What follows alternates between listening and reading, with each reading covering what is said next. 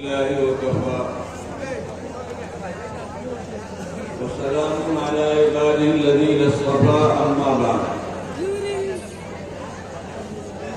قال الله تبارك وتعالى إن هذا القرآن يهدي للتي هي أقوم. بزرگوں دوستوں، ہمارے لیے یہ مجلس بڑی سعادت کی ہے، مسرت کی ہے، بالخصوص اہل مدرسہ، اساتذہ، منتظمین، معاونین اور محبین، ان کے لیے کہ اس مجلس میں ایک بڑی تعداد اس ادارے سے حفظ کلام پاک کی تکمیل کرنے والے یہاں کے طلبہ کی، ان کا علاج کیا گیا اور ان کے سروں پہ جو تاج یہاں ممکن ہے وہ ان کے سروں پہ رکھا گیا۔ اللہ تعالیٰ ان بچوں کے حق میں، ان کے گھر والے اور سبھی متعلقین، محبین، سبھی کے حق میں اس کو خیر و برکت کا ذریعہ بنائے، قبول فرمائے، آمین۔ ادارہ ہے اور یہ چیزیں بتاتی ہیں کہ ادارہ فعال ہے، کام کر رہا ہے۔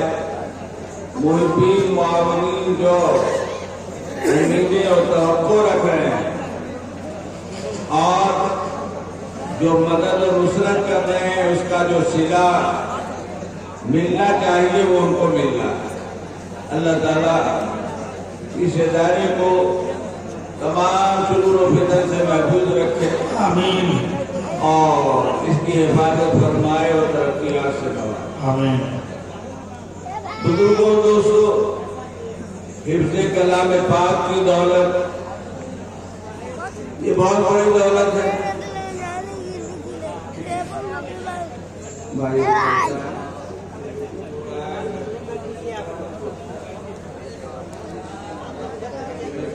ادھر جو لوگ کھڑے ہوئے ہیں اور فوٹو کھینچنے کا ماحول بنائے ہوئے، ویڈیو کرنے کا، ان سے گزارش ہے کہ اس کو بند کر دیں، اس کو بند کر دیجیے، ڈسٹرب ہو رہا ہے ادھر، اور سب جا کر کے پنڈال میں بیٹھ جائے اپنی اپنی جگہ پر جائیے۔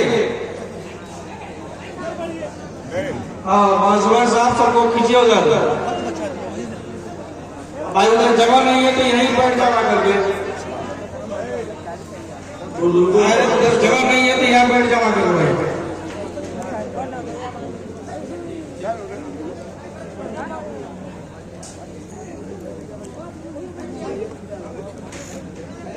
بیٹھ لائیے بھائی، پیچھے جگہ نہیں ہے تو یہیں بیٹھ جاؤ، سب کہاں جا رہے ہیں؟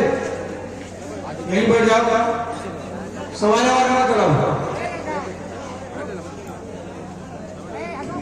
بزرگوں، دوستوں، یہ یقیناً بڑی سعادت کی بات ہے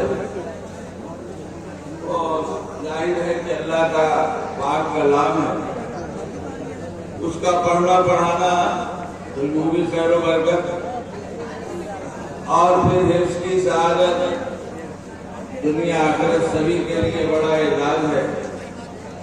بہت سی چیزیں آپ سے سنی ہے، سنتے رہتے ہیں، لیکن بزرگوں، دوستوں، بنیادی طور پر جو چیز ہم سے مطلوب ہے قرآن کریم کی نسبت سے، وہ محض اس کے لفظوں کا پڑھنا یا اس کے لفظوں کا یاد کرنا نہیں۔ یوں تو قرآن کا ایک حق سب سے پہلا اور سب سے بڑا تو قرآن پر ایمان ہے کہ اللہ کا کلام، اور پھر اس کا پڑھنا، اس کا حفظ کرنا، اس کے معنی اور مطالب کو سمجھنا، یہ سب قرآن کریم کے حقوق ہیں اور جن کا کل ہم سے سوال بھی ہو سکتا ہے۔ اللہ تعالیٰ فرماتے ہیں قال الرسول یا ربی ان قوم اتخذوا هذا القرآن مہجورا، رسول کہیں گے پروردگار میری قوم نے قرآن کو چھوڑ دیا، یہ حقوق ہیں جن کے سلسلے میں ہم سے بہت کوتاہیاں ہو رہی۔ کتنے مسلمان ہیں کہ جنہوں نے قرآن نہیں پڑھا، ماننے کی ایسی جگہ تھے جہاں انتظام نہیں تھا، آج تو بڑے مواقع لیکن اپنے بچوں کو قرآن نہیں پڑھا۔ حد یہ ہے کہ چند صورتیں جو بہرحال ہر مسلمان کو جاننی چاہیے، اس لیے کہ نماز قرآن کے بغیر نہیں ہو سکتی۔ نماز ہر مسلمان کو پڑھنی ہے اور نماز قرآن کے بغیر نہیں ہو سکتی۔ دو چار صورتیں بھی نہیں آ رہی۔ دوسری تعلیم میں ایسا اشتغال اور انہماک کے بات ان کی نہیں ہے کہ جو جاہل محض ہے کچھ نہیں پڑھے ہیں، نہیں، خوب پڑھے ہیں، لیکن پوچھا جائے تو قرآن نہیں پڑھا، سورہ فاتحہ نہیں آ رہے، چھوٹی چھوٹی صورتیں نہیں آ رہے۔ یہ کیا چیز ہے؟ لاپرواہی۔ ان ساری چیزوں کا سوال ہوگا، اور سب سے بڑا حق اور سب سے بڑی جو چیز ہے جس کا سوال ہوگا بزرگوں دوستوں، وہ یہ ہوگا کہ قرآن کریم اس لیے دیا گیا تھا کہ تمہاری زندگی قرآن کے مطابق۔ سب سے بڑا حق قرآن پر عمل کا۔ الفاظ یہ تو ذریعہ ہیں، ان کے واسطے سے ہمیں قرآن کا علم ہوتا ہے، اور اللہ نے ایک نظام بنایا ہے قرآن کریم کے الفاظ کو پڑھنے اور اس کو زبانی یاد کرنے، ان علوم کے ذریعے دراصل قرآن کریم کی حفاظت کا اللہ نے نظام بنایا ہے، وہ کام ہو رہا ہے۔ لیکن یہ حفاظت قرآن کی قیامت تک کیوں ہے، یہ بھی تو سوچنے کی بات ہے۔ آخر کیوں اللہ نے یہ اعلان کیا، وعدہ فرمایا اِنَّا نَحْنُ نَزَّلْنَا الذِّكْرَ وَإِنَّا لَهُ لَحَافِظُونَ۔ قرآن ہم نے دیا، ہم نے بھیجا، ہم نے اتارا، ہم اس کی حفاظت کریں۔ اس حفاظت کی ضرورت کیا ہے؟ بزرگوں دوستو، بات یہ ہے کہ اللہ تعالیٰ نے اپنی یہ کتاب ہم کو دی ہے تاکہ ہم اس کو اپنی زندگی کے لیے دستور بنائے، اصول بنائے، اسوہ بنائے، اپنی زندگی میں اس کو اتاریں۔ پڑھنے سے زیادہ اور یاد کرنے سے زیادہ یہ ہے کیونکہ اللہ تعالیٰ نے یہ شریعت جس کی ترجمانی قرآن کرتا ہے، اس شریعت کے لیے کا نظام قیامت تک کا بنایا ہے، قیامت تک زندہ رہنے کا۔ اور شریعت زندہ کیسے رہے گی؟ عمل کے ذریعے زندہ رہے گی۔ میں پڑھنا پڑھانا تو واقعیت کے لیے ہے کہ کب ہم کو کیا کرنا ہے، لیکن اصل زندگی شریعت کی اور اصل زندگی دین کی اور اصل بقا دراصل عمل ہے۔ عملی نمونہ اسلام کا، ایمان کا، قرآن کا جو قیامت تک رہنا ہے اور رہنا چاہیے۔ نبی پاک صلی اللہ علیہ وسلم نے فرمایا ہے، حدیث ہے، الفاظ مختلف ہیں، جس کا حاصل یہ ہے کہ یہ امت، اس امت کا ایک طبقہ برابر خیر پر رہے گا، برابر دین پر رہے گا، برابر ظاہر و غالب رہے گا۔ یہ کون طبقہ ہے؟ جو قرآن کریم کو عملاً زندہ رکھے، عملاً زندہ رکھے۔ اصل تو یہی ہے، دین اسی وقت تک لوگوں کے لیے اہم ہے جب عملی چیز سامنے آئے، یہ نظام برابر جا رہا ہے۔ ایسا نہیں ہو جیسے یہ نہیں ہو سکتا کہ قرآن دنیا سے مٹ جائے، نہیں ہو سکتا۔ ایسی یہ بھی نہیں ہو سکتا کہ دنیا میں قرآن کریم پر حقیقی طور پر عمل کرنے والے یہ نہ ملے، یہ نہیں ہو سکتا۔ اصل تو عمل ہے۔ اللہ کے ایسے بندے ہر زمانے میں پائے جاتے ہیں اور ہر زمانے میں پائے جائیں گے اور دنیا کے ہر حصے میں پائے جائیں گے، جنہوں نے اپنے عمل کے ذریعے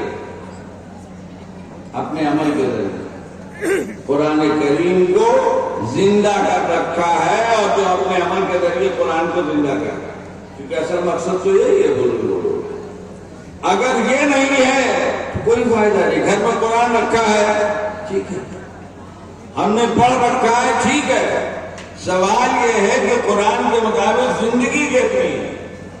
ابھی آپ نے متعدد علماء کرام سے بہت سی باتیں سنی، ظاہر ہے کیوں سنی ہے؟ اس لیے سنی ہے کہ اپنی زندگیوں کو دین کے مطابق کیا جائے، شریعت کے مطابق کیا جائے، کتاب اللہ کے مطابق کیا جائے، سنت رسول اللہ صلی اللہ علیہ وسلم کے مطابق کیا جائے۔ ہم مسلمان ہیں، ہمارے لیے زندگی کے کسی شعبے میں اور کسی پہلو میں اسلام اور ایمان اور قرآن سے الگ ہونے کی کوئی گنجائش نہیں۔ دنیا کے دوسرے مذاہب جو کچھ بھی ہوں، یہاں تو صاف مسئلہ ہے، یا ایھا الذین آمنوا ادخلوا فی السلم کافۃ ولا تتبعوا خطوات الشیطان۔ جو مسلمان ذرا بھی کہیں بہکا، ادھر ادھر ہوا، وہ شیطان کے راستے پر گیا، اور شیطان کبھی بھی ہمارے لیے بھلائی نہیں سوچ سکتا۔ اے ایمان والو، اسلام میں مکمل داخل ہو۔ یہ حکم صرف نماز کے لیے نہیں، صرف روزے کے لیے نہیں، صرف حج کے لیے نہیں، صرف زکوٰۃ کے لیے نہیں، نماز کے لیے نہیں۔ اسلام نام ہے شریعت کے جملہ احکام کا اور کتاب و سنت کی ان ساری ہدایات کا جو اللہ اور اس کے رسول پاک صلی اللہ علیہ وسلم کی طرف سے ہم کو اس لیے دی گئی ہیں کہ ہم اپنی زندگیوں میں عبادات ہی نہیں، معاملات، رہن سہن، معاشرات۔ ابھی آپ نے بہت کچھ سنا، باہمی معاملات، حقوق، جن کا آج دنیا میں چرچا بھی بہت ہے اور جن کے پیچھے لڑائی بھی بہت ہے، اور زیادہ تر ہر آدمی اپنا حق سناتا اور بتاتا ہے اور دوسرے کا حق سننے اور ماننے اور ادا کرنے کو تیار نہیں۔ عام بات، ہر گھر میں ماں باپ اپنا حق، اولاد اپنا حق، شوہر اپنا حق، بیوی اپنا حق، ساس اپنا حق، بہو اپنا حق۔ ہر آدمی اپنے حق کی بات کر رہا ہے اور دوسرے کا حق ادا کرنے کو تیار نہیں۔ ایک پڑوسی اپنے پڑوسی سے یہ چاہتا ہے کہ میرے ساتھ معاملات اچھا رکھے، مجھ کو میرا خیال کرے، لیکن خود اسے ذرہ برابر اپنے پڑوسی کی فکر نہیں۔ ایک رشتہ دار، ایک بھائی اپنے بھائی سے ساری توقعات رکھے ہوئے اور خود کس حد تک بھائی کا حق ادا کر رہا ہے۔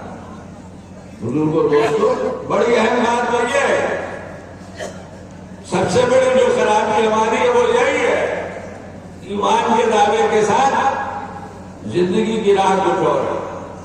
جب مواقع آتے ہیں، معاملہ ہوتا ہے تو دوسری راہ کی طرف چل پڑو۔ دو آدمیوں میں کوئی بات چیت ہوئی، جب ان سے کہا جاتا ہے ارے بھائی ٹھیک ہے، شریعت کے مطابق مسئلہ حل کر لو، تو نہیں، ہم تو کورٹ پہ جائیں، ہم تو عدالت سے حل کر رہے ہیں۔ تو کورٹ کیا چیز ہے؟ عدالت کیا ہے؟ شریعت کی شریعت کو اپنی زندگی میں لاگو کرنے کو آدمی تیار نہیں ہے، بزرگوں دوستوں سوچنے کی بات ہے، کیسا اسلام اور کیسا ایمان، جبکہ اللہ تعالیٰ فرماتے ہیں جہاں یہ ہے یا الذین آمنوا ادخلوا فی السلم کافہ، وہاں یہ ہے فلا وربک لا یؤمنون حتی یحکموک فیما شجر بینہم ثم لا یجدوا فی انفسہم حرجا مما قضیت ویسلموا تسلیما۔ اللہ کہہ رہے ہیں، قسم کھا کے کہہ رہے ہیں، اپنی قسم، فلا وربک، سن لیجیے، ایمان اس وقت تک معتبر نہیں ہے اللہ کے،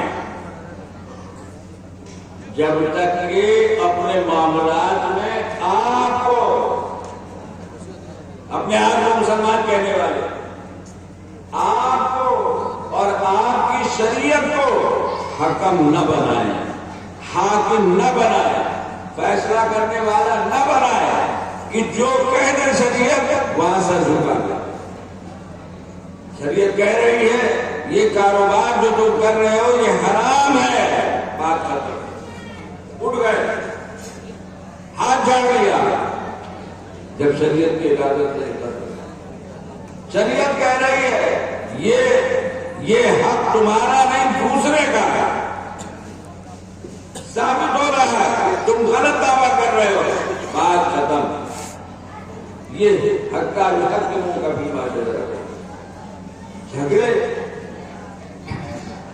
جھگڑے تو ہوتے ہی ہیں انسانوں میں اور ہوں گے، اللہ نے ایسا ہم کو بنایا ہے، ہمارا نظام ملا کہ جھگڑے تو ہوتے ہیں، جھگڑے تو صحابہ میں ہوئے، اور جھگڑے ہمیشہ بددیانتی کی بنا پر نہیں ہوتے، کبھی غلط فہمی کی بنا پر بھی ہوتے، کبھی بددیانتی ہوتی۔ آج تو یہی ہے بزرگوں دوستوں، ہمارے جتنے جھگڑے ہیں عام طور سے بددیانتی ہے جہاں موقع ملا، لیکن صحابہ کرام میں جو جھگڑے ہوتے تھے وہ حضرات جو عدالت میں جاتے تھے، چاہے نبی پاک صلی اللہ علیہ وسلم کے پاس ہو یا بعد میں ہو، وہاں بہت سی چیزیں غلط فہمی کی بنا پر،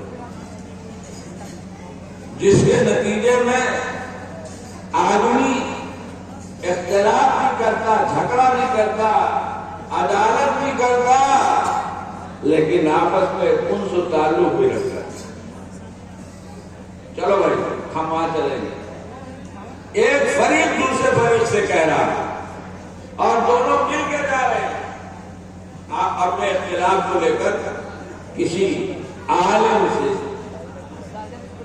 کسی حاکم سے مسلمان اپنا فیصلہ کرانے کے۔ بزرگوں دوستوں، صحابہ کی شان تو بہت بڑی ہے، ان کے غلام در غلام ان کے حالات میں مل جائے گا آپ کو، اپنے اطراف میں ایسے اللہ کے بندے آج نہ ہو لیکن ان کے حالات آپ کے علم میں آئیں گے کہ زمین جائیداد کے جھگڑے میں انہوں نے قتل سازشیں وہاں تک نہیں پہنچایا، اپنائیت باقی ہے لیکن آپس کی بات چیت سے معاملہ حل نہیں ہوا، ان کا چلو بھائی کسی آگے چل ساتھ جا رہے ہیں، گاؤں سے ساتھ عدالت جا رہے ہیں، کھانا پانی ساتھ کر رہے ہیں راستے میں، اور جب عدالت لگ رہی ہے تو یہ فریق ہے، یہ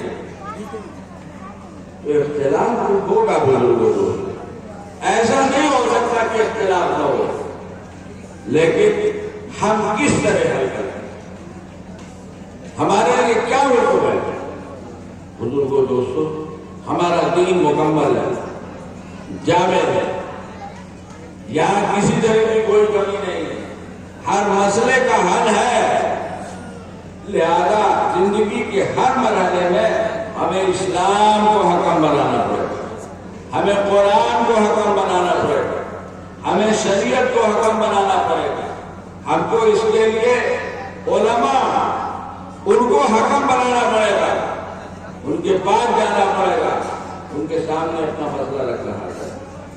تو بزرگوں دوستوں، قرآن کریم کی جو دولت ہمارے پاس ہے اس کے مطابق زندگی گزارنے ہم سب کو اس بات کی فکر کرنی چاہیے کہ ہماری زندگیاں اس رخ پہ چلے جس رخ پر اس قرآن کہہ رہا ہے، اللہ اس کے رسول پاک صلی اللہ علیہ وسلم نے ہم کو بتایا ہے، اور کہیں خواہشات کے دباؤ میں آنا، رسم و رواج کے دباؤ میں آنا، بزرگوں دوستوں، یہ ساری چیزیں وہ ہیں جو سب شیطانی راستے، مومن ان چکروں میں نہیں پڑتا۔ آپ نے بالکل شروع میں حضرت مولانا عتیق صاحب کی بات سنی کہ ہمارے آقا حضرت محمد مصطفیٰ صلی اللہ علیہ وسلم نے کیا کہا ہے حدیث میں، القیس من دان نفسہ وعمل لما بعد الموت، سمجھدار وہ ہے جو ہمیشہ اپنے آخرت کے نفع نقصان پر نگاہ رکھتا ہے،